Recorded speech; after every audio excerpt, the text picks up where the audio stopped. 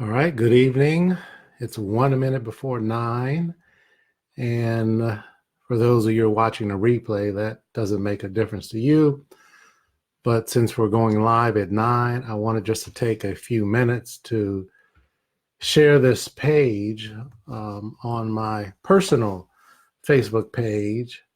And I encourage as many of you as possible to please share our teachers meeting with fellow teachers or Sabbath school leaders who are superintendents. Let's see here. And I want to share it one more place before we get started tonight. And let's see here. Okay. Well, it is now 9 p.m. Eastern Standard Time. And I'd like to welcome you to our weekly teachers meeting. For those of you who are joining for the first time, this is a meeting designed for adult class teachers who are going to lead out in. And our class is designed to give you some guidance, some tips, some suggestions on how to make sure you have a dynamic, interactive class. One of the things that I am a stickler on is because interaction makes a difference. Having people participate in your class willingly creates a great learning environment. And I just encourage you to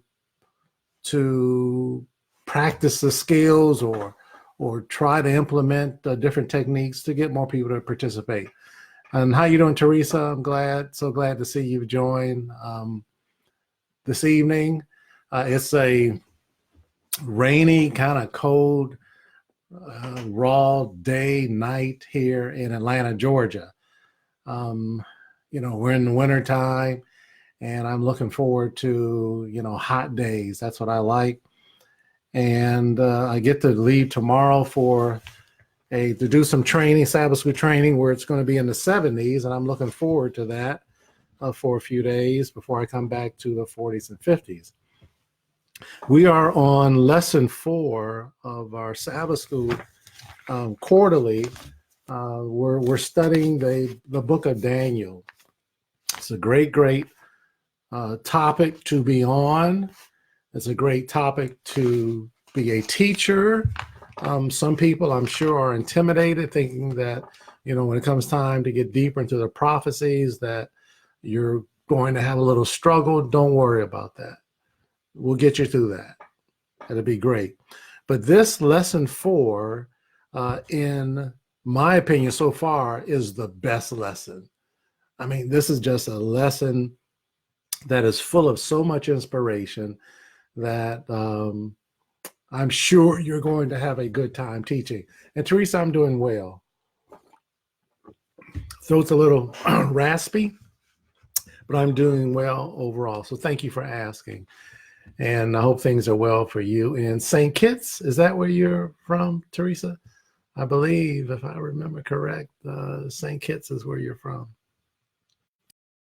I'm going to talk about tonight, and I wrote it on the board, that I want you to share with me any challenges that you have in any aspect of teaching, whether it's on the preparation side or the actual presentation side. If there's something that is a bit of a challenge for you, and either we can talk about it offline or throughout the course of our class tonight, because I want to help you. I don't want this to be an exercise and just a futility. Oh, Teresa, you're in New York. Are you from St. Kitts? Did I get that wrong? If I did, I apologize.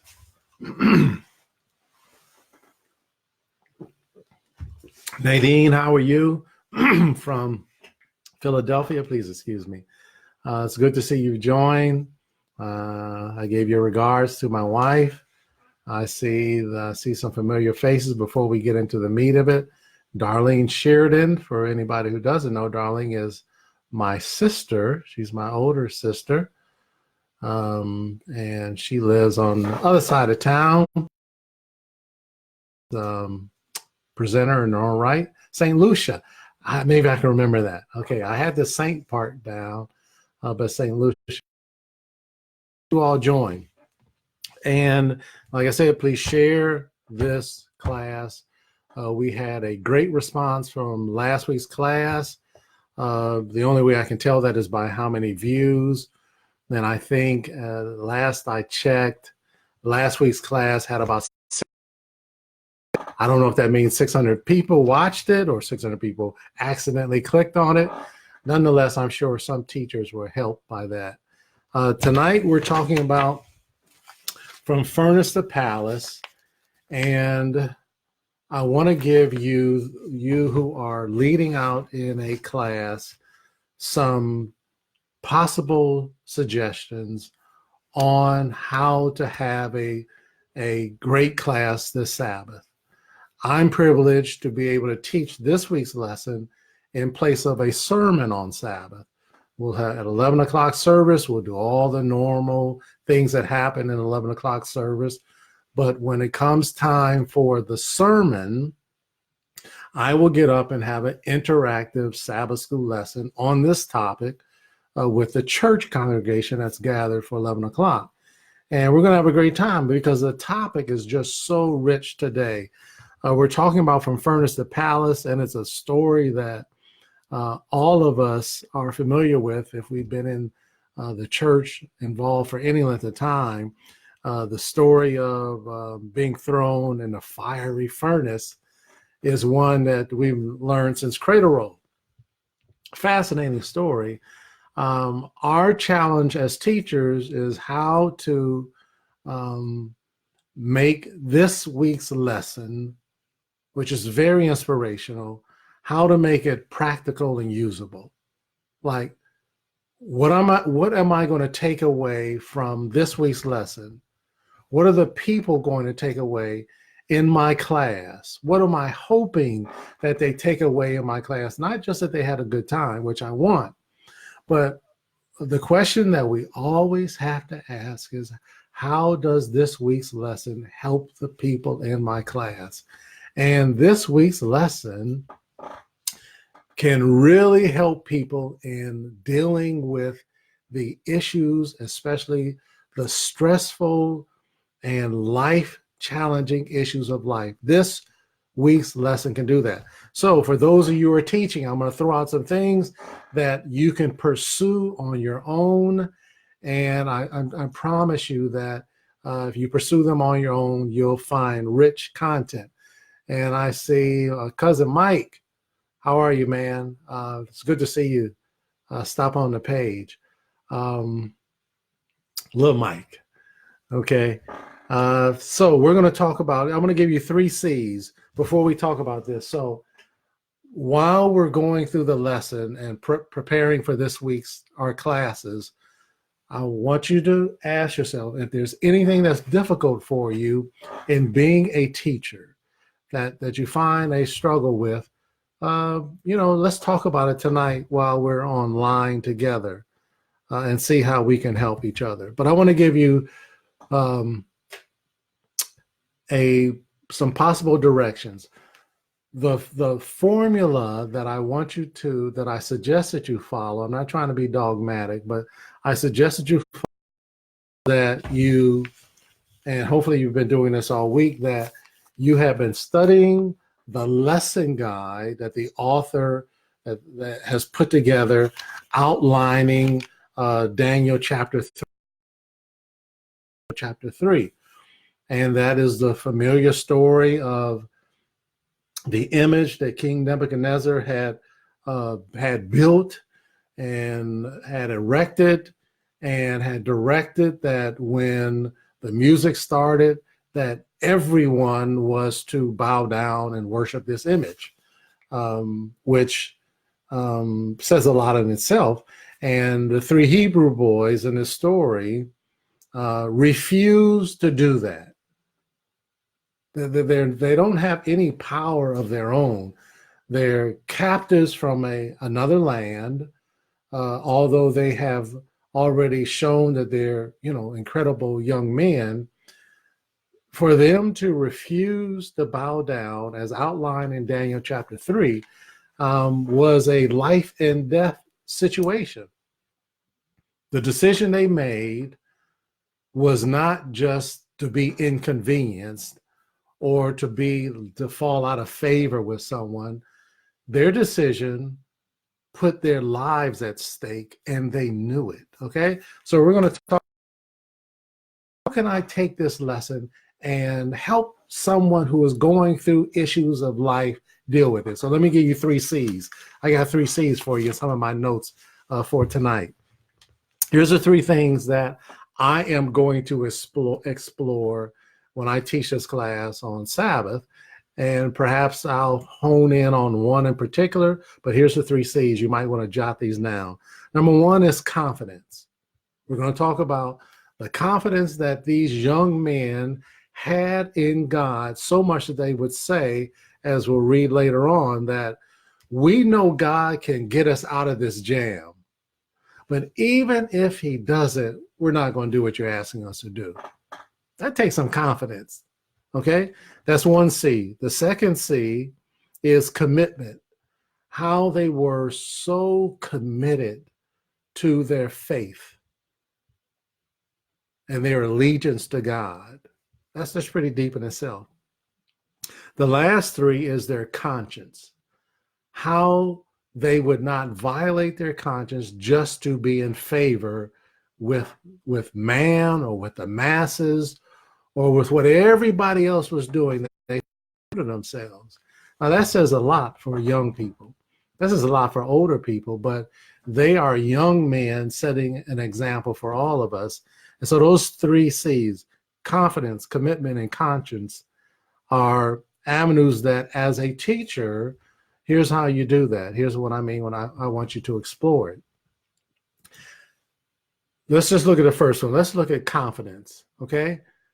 If I was teaching the class on confidence, before we even get into talking about the story of the 3 Hebrew boys, I would do a search in the Bible on confidence. I would just say, let's see if I can find any other examples of people in the Bible, or Bible heroes or whatever, where they displayed unusual confidence in God. I want you to do that and just collect information like that. You don't have to try to just kind of collect it, because you're going to build your outline around this subject of confidence, and you want to be able to have people to read passages in the Bible to talk about that. I told you that the best class is a class that has participation. The best class is not a class where the teacher gave a great lecture, even though they were well versed in the material and they knew all the ins and outs. That's not the best class, in my opinion. Nor is the best class where the teacher was so passionate and he preached a fiery little sermon, and we were sat there in rapture while the teacher preached at us. I mean, that might be, worth something in some settings, but that's not the best class, in my opinion. The best class is the class where people are involved in the process, which means they are involved in the discovery. And we do that by asking questions. Your number 1 skill that you must develop is the ability to ask great questions. Okay, so I have a question. Let's do an example, and you'll find this is just a shameless plug for my book. You'll find a whole section on questions in my book, Hit the Mark. I know many of you have it. My faithful followers have it, but if not, you can go to my website and order a copy. And it goes into how to develop questions in more detail, because that really is the key to being a good teacher. And I'm not talking about hard questions or just idiotic questions, but I'm talking about questions that lead us to think about the matter at hand. Let me give you an example on an approach you can take, because although you have studied your quarterly all week long great lesson, which is Daniel chapter 3, you've taken notes, you found what the author had to offer. When you teach on Sabbath, this is all I want you to have, is your Bible and some type, doesn't have to be how I do it, some type of outline to keep yourself on track. I want you to teach Sabbath school with your Bible only. That's what I want you to do. And we talk about this every week. This is nothing new for those of you who follow, but I want to give you some steps to do that. So let's just say that we're talking about, we're going to talk about the three Hebrew boys, and we're going to read this story, Daniel chapter 3. And so I want to get the conversation going. I want to have people to get involved as soon as possible.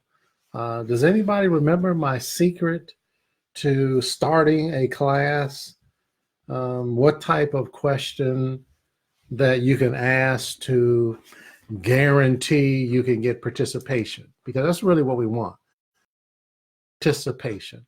Does anybody remember what type of question I suggested that you use on occasion? I'll give you a second if you're typing.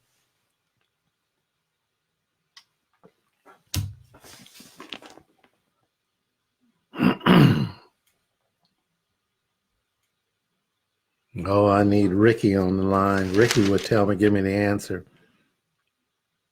What a great lesson. Okay, no one has answered yet, and you may be typing, but for the sake of time, that I like to, I'm just gonna say I'm teaching this week's lesson, but I really want to hone in on how to have confidence in God. That's what I want people to leave with. When they leave my class on Sabbath, I don't want them just to remember the story of the three Hebrew boys. It was a great story, but I want them to understand how they had confidence in God. Therefore, how can I have that type of confidence in God? Man, if they could leave my class understanding that a little better, I was a successful class. So I'll probably start off the class by saying, listen, class, we got a great class today. We're going to be talking about Daniel chapter 3, and when the three Hebrew boys were thrown in the furnace. One of the things we are going to spend a lot of time talking about is in God, the confidence that they had. So to make sure, this is how I frame it. You don't have to frame it this way, but I always say something like, to make sure we are all on the same page, what does the word confidence mean to you? I say this every week. We're online together, so this is not new for some of you. I know what it means. I looked it up and I wrote it down on my notes, but I want hands in the air. That's what I'm trying to do. I'm trying to get participation. I'm not trying to tell them. I'm not going to say, class, listen, we're talking about confidence this week, and confidence means this. And they would say, amen, yeah, that's true, that's true. But when I ask the question this way, I have someone say, well, I think it means whatever. I'll say, tell me more about what that means, Teresa. And you'll say, well, I think it means so and so and so.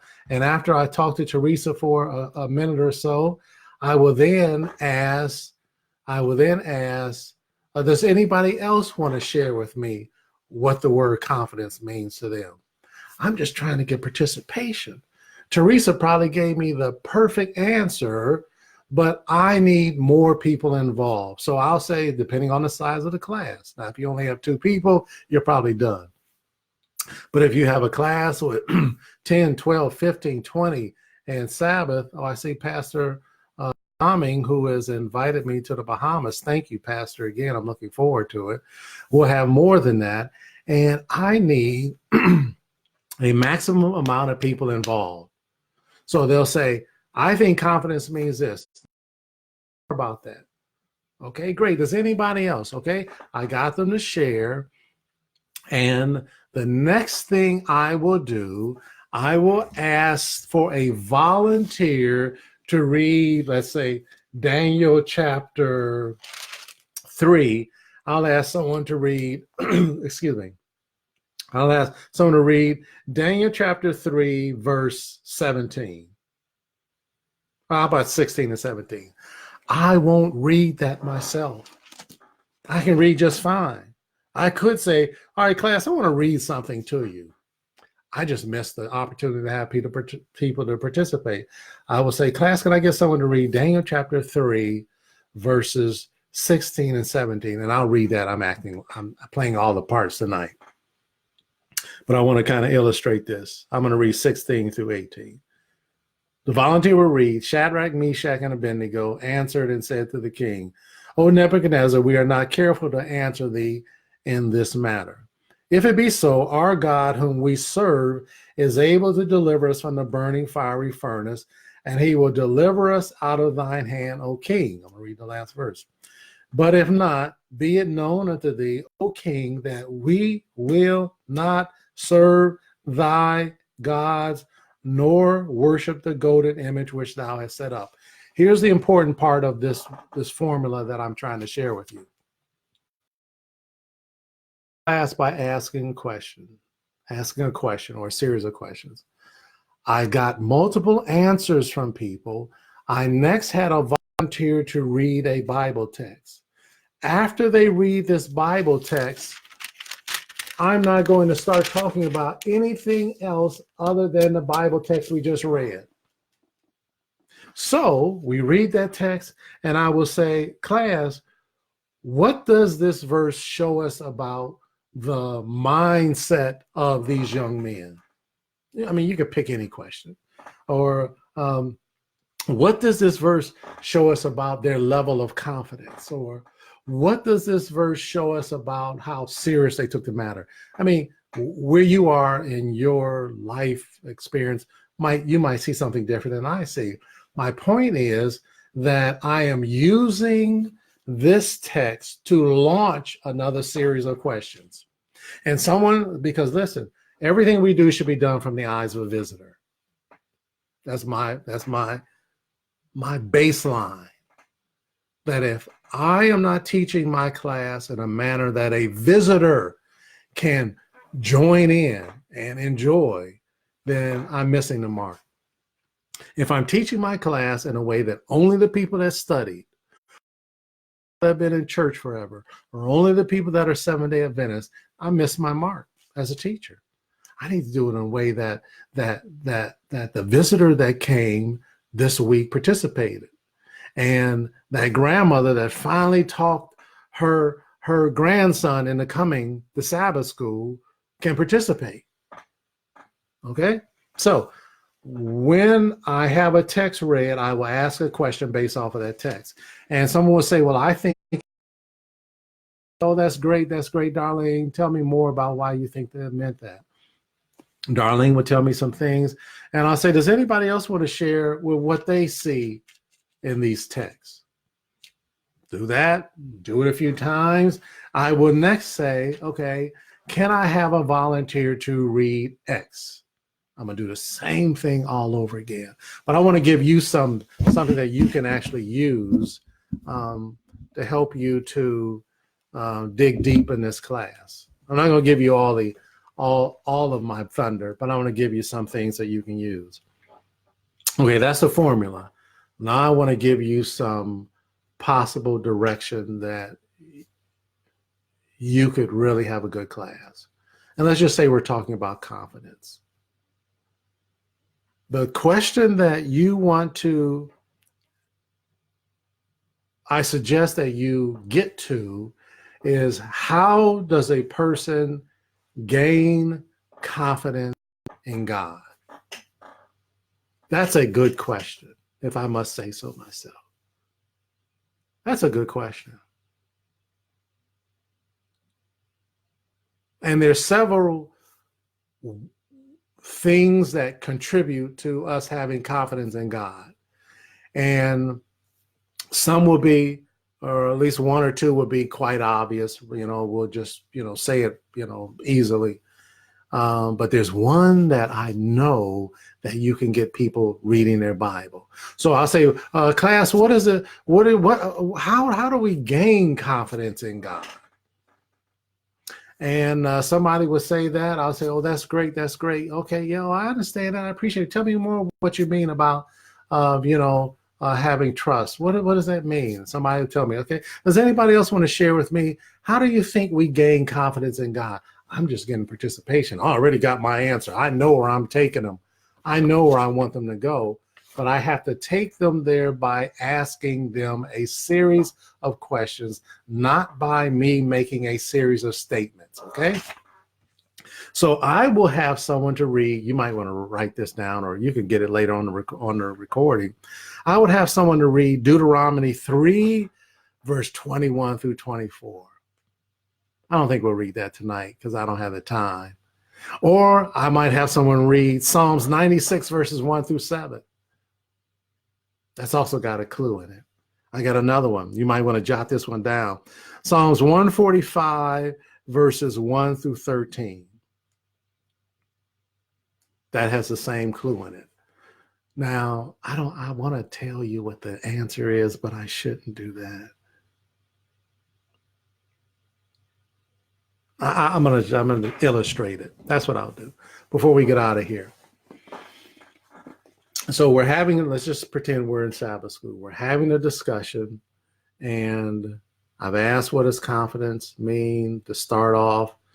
We read some text, and then now I want to make sure we will talk about the Hebrew boys in particular. But for our sake of our class tonight, I'm just giving you some takeaways from your discussion of the three Hebrew boys. We are going to talk about the whole scenario of them, on the plains and being, so on. We're gonna talk about that. But I want to talk about tonight the takeaway. Okay? How does a person get that kind of confidence? It's great that they had it. How do I get that? The three texts I gave you have a clue to it. But I want to read one that's a little bit more familiar. That's from Mark chapter 4. Mark chapter 4. And I'm going to read Mark chapter 4. I'm going to read this to you tonight. But if I use this same series of questions on Sabbath, I'm not going to read it. I'm going to say, can I get a volunteer to read Mark chapter 4, verses 35 through 41. This is the familiar peace be still story. But man, how it tracks so closely to the experience of the three Hebrew boys. Because they were in the midst of a storm too.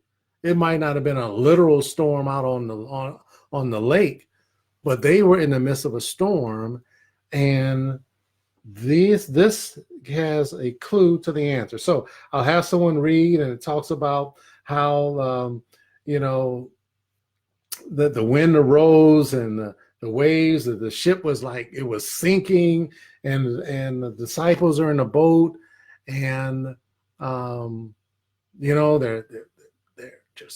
they think this is it, and they notice in the storm they forget Jesus is on board. They're trying to save themselves.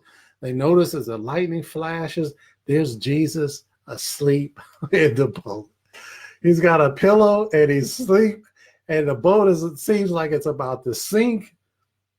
And they wake him up, and he's standing in the midst of them, and like he says, "Peace be still." Now I imagine, we could say he said, "Peace be still," just with a bellowing voice. He probably just said, "Peace be still." It's not the volume, it's who he was and his confidence in his Father. So he says, "Peace be still." And he asked them, "Why are you so fearful? Why don't you have confidence in me?" This is getting to the meat of the matter, to the takeaway I want the class to leave with from Sabbath school.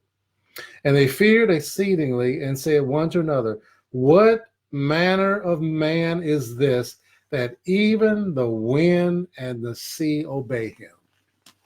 I want to tell you with where I am taking that class. One of the things that if you want to pursue this line of argument, one of the ways that we have confidence in God is appreciating that he is bigger than anything else. The text I gave you from Deuteronomy, Psalms, they all illustrate, according even the text we see now, that God is more powerful and greater than anything. Anything. And the disciples, when he said, peace be still, they're like, what man is this that even the wind and the waves? He's bigger than wind and waves. And I want people to know he's bigger than your problem. I don't care what your problem is. It could be your marriage. It could be your finances. It could be your health. It could be your relationships. God is bigger than that problem. I just have to get to the point where I appreciate his bigness, his greatness, his majesty. I have to get to that point. And the enemy of man is doing everything he can to keep us from appreciating how great God is. He'll want us to look to other people for greatness. He'll want us to look to ourselves for greatness. That ain't gonna cut it. When the storm of life comes, that's not gonna cut it. I need to believe that God is bigger than the problem. If I can help the people in my Sabbath school class leave with that, I hit the mark. Now I want to just listen. There's so much more. I got some more good stuff, but I can't give it all to you tonight. But listen, here's what I wanted to talk about, and I missed it. I got so much stuff here. But I want to talk about storytelling before we close out. 9:31. I have a few more minutes. I want you as a Sabbath school teacher to, if you haven't yet, to add to your repertoire the ability to tell good stories. My habit is that as I close out a Sabbath school class, I always tell a Bible story, not a Curtis story. I tell a Bible story. And for those of us who have the conflict of ages series, we have background on all these stories. And Desire of Ages, page 335, goes into detail on this issue in Mark chapter 4, which is also in Matthew and Luke, where it gives us a lot of fabric. What I am asking you to do is to make storytelling a part of your class. I do it toward the end of my class. I kind of use it as a way to make almost like an appeal of where we were landing. I took you on a journey. We're landing someplace, and I use a story to kind of bring it together. But I feel the need to say, I want you to be a good storyteller. I want you to, for some of us, that means we have to step out of our normal shyness and quietness and lose ourselves in that story and tell the story.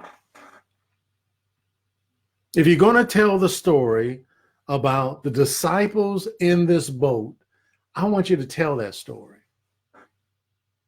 I want you to paint a picture of how the winds were howling and how they're straining to keep the boat straight, and the water's just flooding in, and they're drenched from the torrential downpour, and fear is taking over, and then their chests are just beating, and they're thinking about their loved ones, how this is it. I want you to tell that story. That story deserves to be told. And many of the stories in the Bible, we have to just move beyond as if we're just reading the story. Tell the story. I'm telling you, it would do wonders for your class because, listen, storytelling, telling parables is how Jesus taught. That's how he taught. Jesus did two things. He asked a lot of questions when he taught, and he told a lot of stories. We should follow that example. But if you're going to tell the story, tell the story. If you're going to ask some questions, spend some time developing some questions. As always, I am here for you. If you say, hey, Curtis, listen, I'm teaching this week, and can you just look over my notes? This is what I'm thinking about doing. I'm happy to do that. All I want to do is see you succeed. If there's anything hard for you, that's why I wrote that there. What if there's any part of Sabbath school teaching that is difficult for you that you maybe I can help you. Maybe we as a group can help you. But tonight I wanted to talk about storytelling. That's really what I want to spend time talking about. And there's some great stories in the Bible. This lesson this week, lesson 4, is just a fabulous lesson to teach. I am so privileged that I can lead out on discussion of Daniel chapter 3. And I trust that you all will have a very successful class. Remember, please share our teachers meeting. Just send the link for this video after I end. It will be on my personal page and on my Sabbath School coaching page. I will also download it to my YouTube page, which people can find by searching for Curtis Hall. You'll find my YouTube page for those who don't have access to Facebook. I just ask that you share it. Let's just try to help each other. Let's never feel like I know enough, I'm good. No. I've been doing this for 10 years. And I've been teaching much longer than that, but I have been in training ministry for 10 years. And I'm trying to figure out how I can do this thing better. I'm always looking at how can I make my presentation better? How can I, when I finish teaching a class, what didn't quite go right? What could I have done better? How should I have handled that situation better? We should always critique ourselves, not beat ourselves up, but how can I do it better? I don't care what line of ministry you're in. We should always be trying to grow. And I hope that tonight this helped you on your journey to being a better Sabbath school teacher. Listen, thanks for your time. Hope you all have a safe evening. Hope you have a fabulous Sabbath. And I look forward to seeing as many of you next Thursday at 9 p.m. Eastern time as we have our Sabbath school teachers meeting. With that being said, listen, always aim high, and God bless you and good night.